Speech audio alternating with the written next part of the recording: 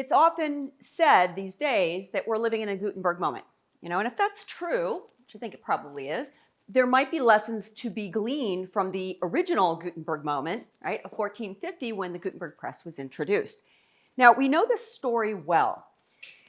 Gutenberg is a hero of ingenuity. He's the first to develop movable type that's made of die-cast metal, right? And then he combines that innovation with pressing technologies that had been around for centuries in winemaking and pressing olives for olive oil.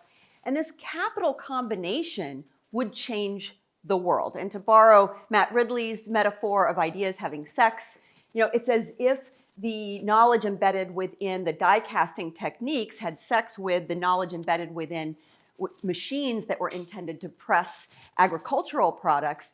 And out of that union was born something entirely new, which was a system of one-to-many idea transmission.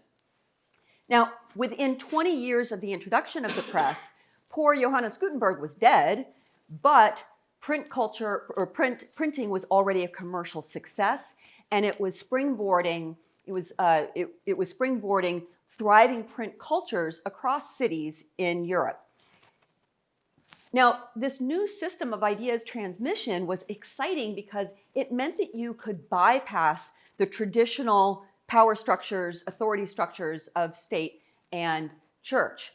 And this was liberating to those protesting corruption within the Catholic Church. It was liberating to intellectuals who were seeking new audiences for their ideas. And it was liberating to those who simply wanted opportunities to read texts, highbrow and lowbrow, that were now more easily within reach. Now, admittedly, these groups that I've just named were a really, really tiny slice of the overall population, yet that was an influential slice of the population. And they were all the more influential now that they had a hack around the structures of traditional authority.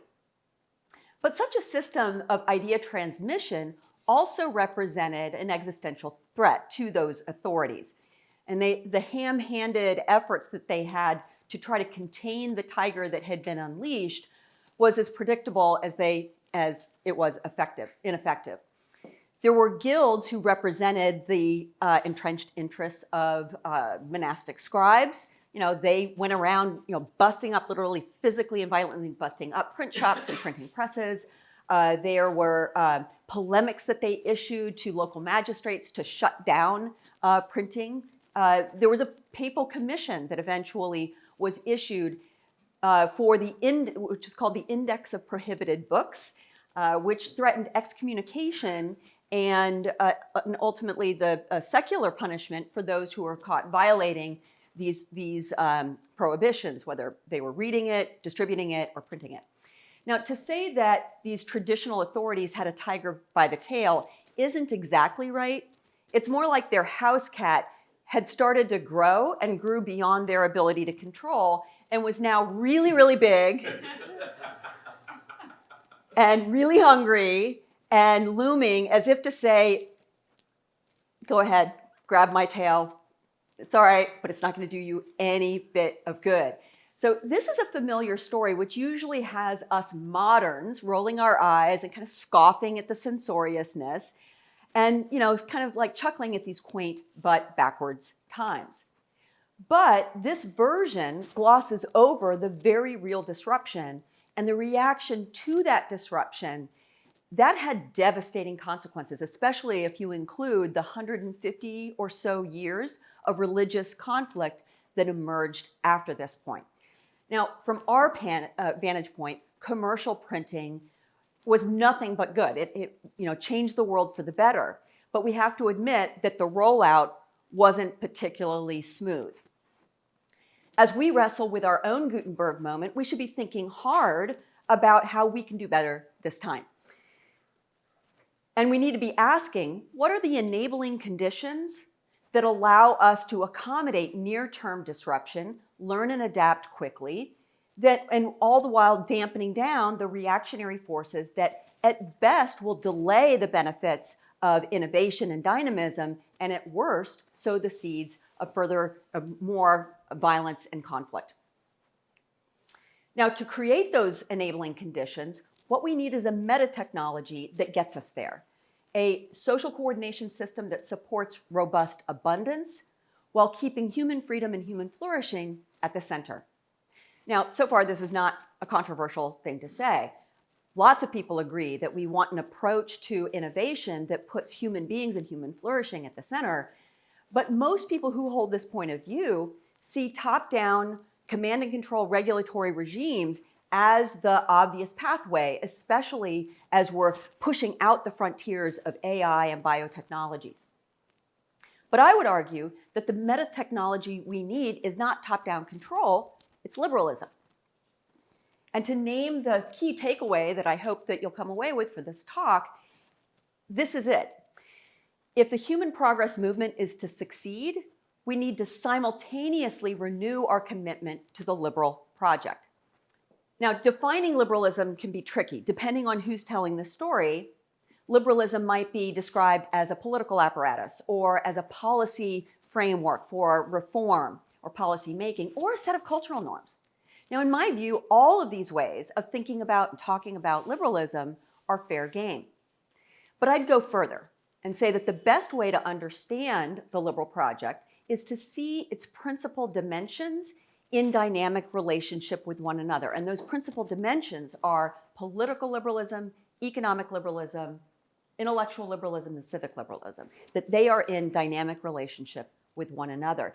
And the other thing to take away from this is that the four corners work as a coherent system, with each corner reinforcing each of the others.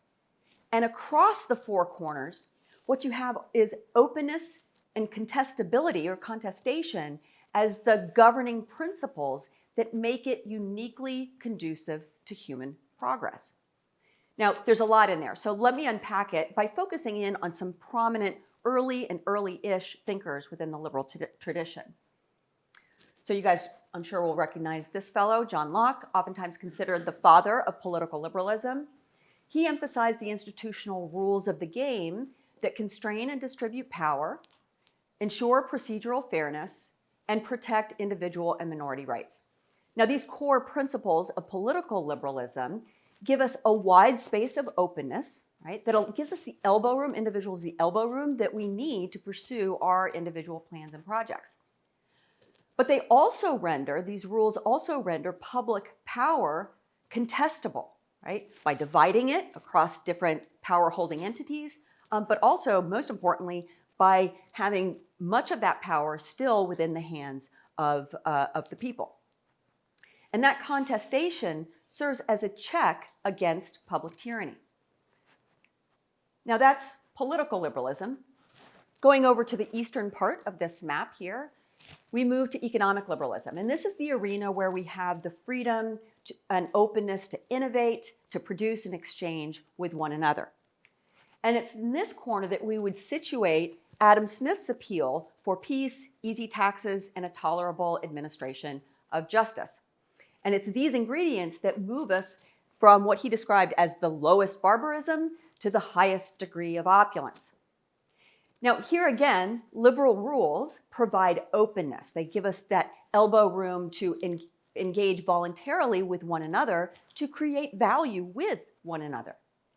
And they also provide contestation, in this case in the form of market discipline, that helps to ensure that no single player is persistently has unchecked power, at least not for long.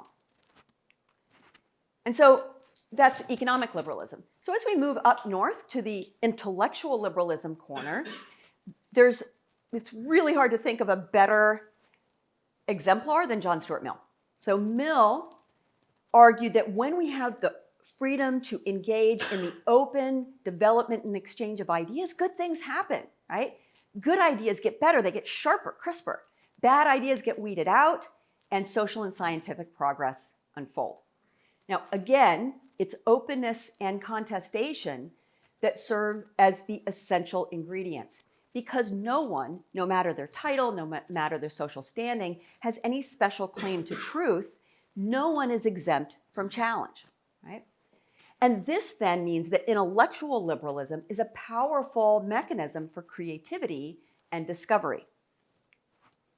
Now, moving over to this northwest corner of civic liberalism, this is the arena in which associational life can be found. And it's in this corner that Alexis Tocqueville was describing in Democracy and America.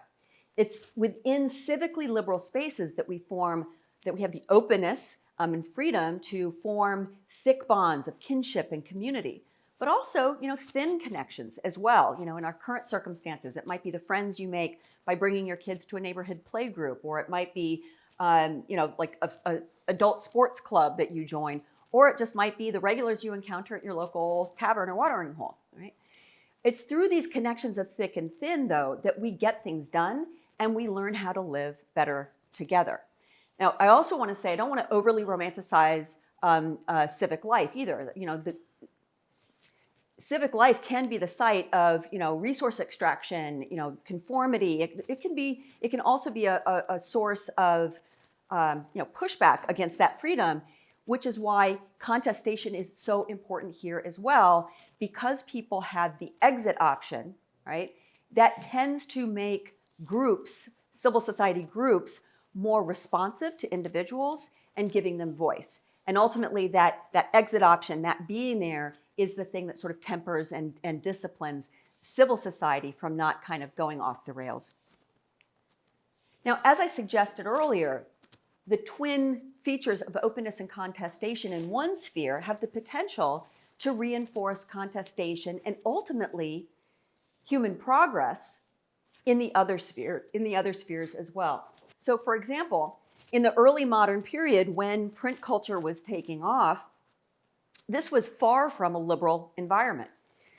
But the one-to-many transmission of ideas forced open kind of a crack of relatively free, relative intellectual freedom. And that crack of intellectual freedom allowed the Republic of Letters to emerge. Now, the Republic of Letters was a movement of scholars, inventors, philosophers, experimentalists, who operated for the most part outside of the control of the traditional authorities of state and church. The Republic of Letters was remarkable in its membership, boasting the likes of Francis Bacon, Sir Isaac Newton, Voltaire, among its leading contributors. But the other thing that was cool about this community was its transnational character as well. The dots are the nodal points of the people. The bigger the dot, the more people. And the connectors are letters that were shared across these nodal points. And also personal in-person visits as well.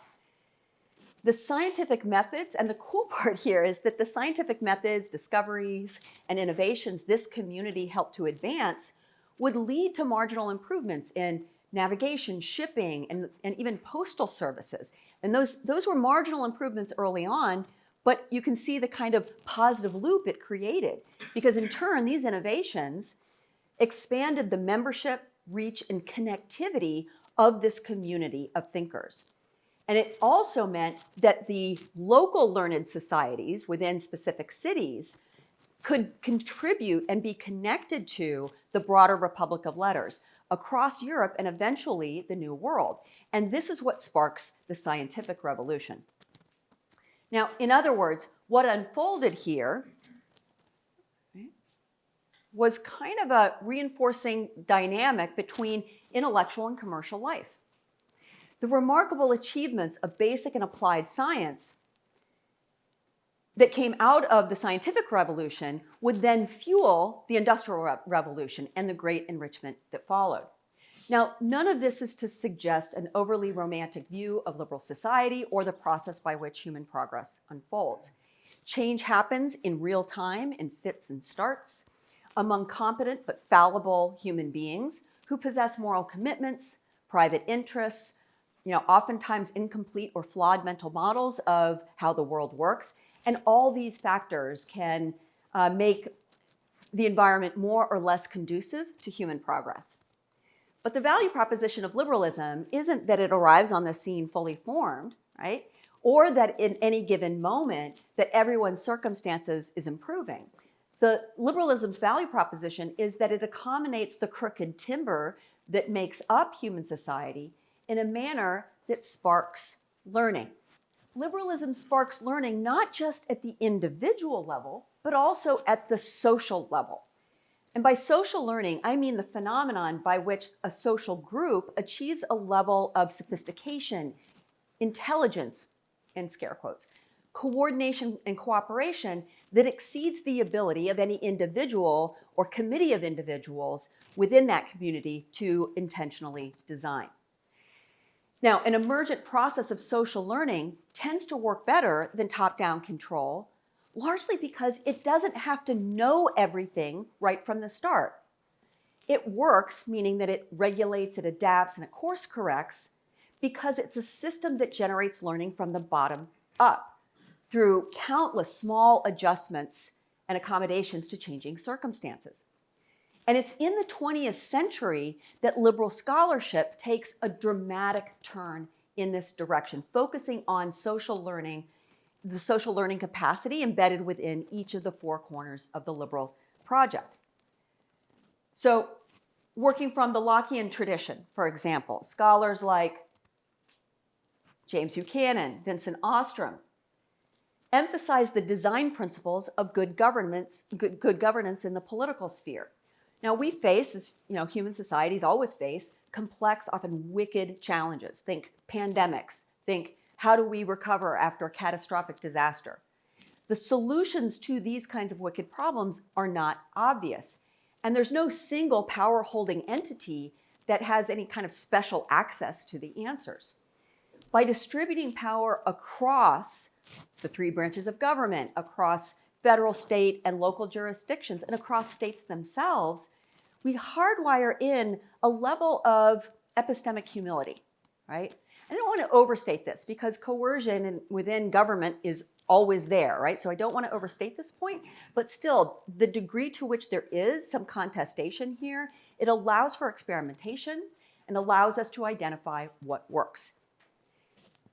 Moving over into the economic sphere, again, working within the Smithian tradition is F.A. Hayek, who dives into this question of social learning and the social learning that is achieved through market society deeply, right? So it's not just that the market doesn't just act as a mechanism for resource allocation, it's a mechanism for discovery. Like the extended market order, which he described as, think beyond the market that you might have had in your local village where you knew everybody. The extended order is the market coordination that happens with countless people that you'll never meet, right? It's in that extended order that we can cooperate with one another, even though we're never in direct communication. That's pretty cool. But even more miraculously, the extended market order makes it possible for we as individuals to make use of knowledge that we don't even possess, right? I can benefit from, I don't have to know how to build a house to be able to benefit from the shelter it provides. I don't need to know how a computer works to be able to benefit from its productive capability. And I don't have to know how to create the raw materials that will allow me to create or to enjoy an exquisite meal, right? Instead, all I have to do is lean in on the knowledge embedded within the tools, the production processes, and the techniques of those who specialize in these arenas. And so when you think about it, right, the extended market order is like the original artificial intelligence, right? The extended market order is a system that dramatically enhances the depth and reach of biological human intelligence and allows us to expand beyond those biological limits. So moving up here to the intellectualism corner, it is true, in Millian fashion, that the open exchange of ideas makes us smarter as individuals. We learn more through the exchange of ideas.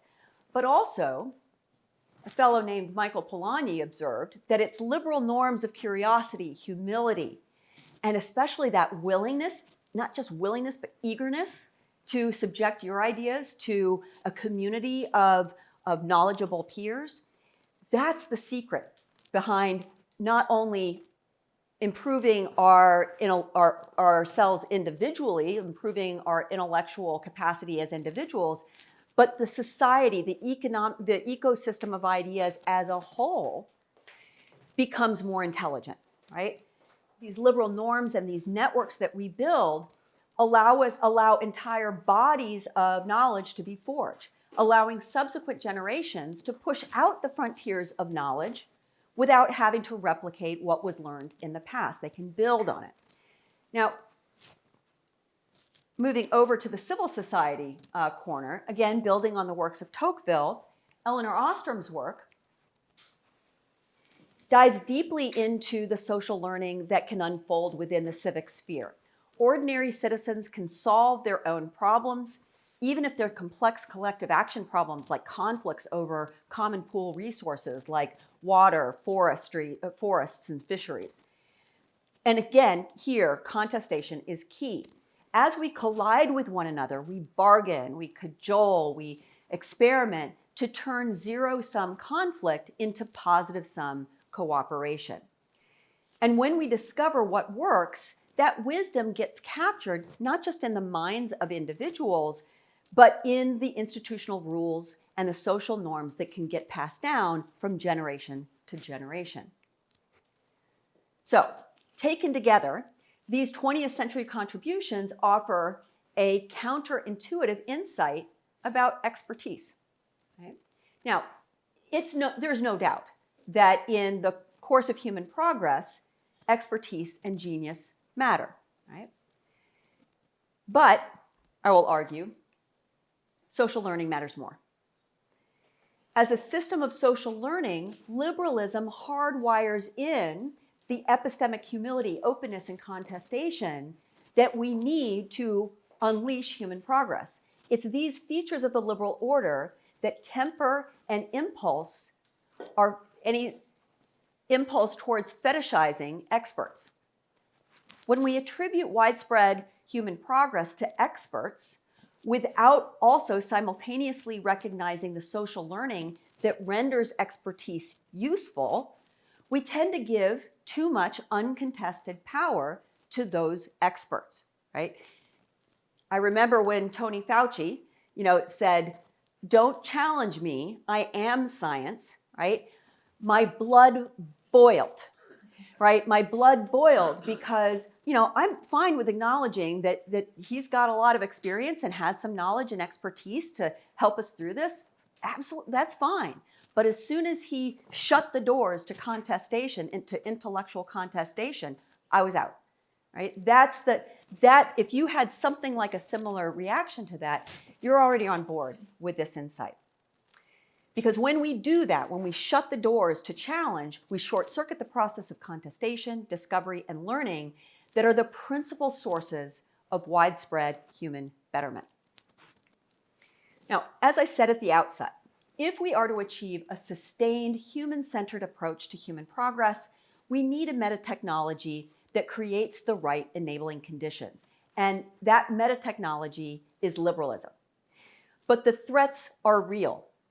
The rising tide of illiberalism at both extremes of the ideological divide threaten not only to stall the progress we can make in a movement for human progress, it threatens to throw the whole thing directly into reverse. Achieving a society marked by widespread human flourishing is a process of dynamic learning. Sometimes that dynamism will be easy to embrace, right? It's easy to love a system that cures disease, that brings concert hall quality performances into our living room, that gives us strawberries in December, right? It's easy to embrace some of the dynamism, much of the dynamism of liberalism. But we also have to recognize that learning can be hard and painful. The social learning that unfolds within and across the four corners of the liberal project involve uncertainty, loss, discontent, and that deep sense of precarity, right? It's not enough that we, as members of the human progress movement, demonstrate the scientific efficacy of technological innovation.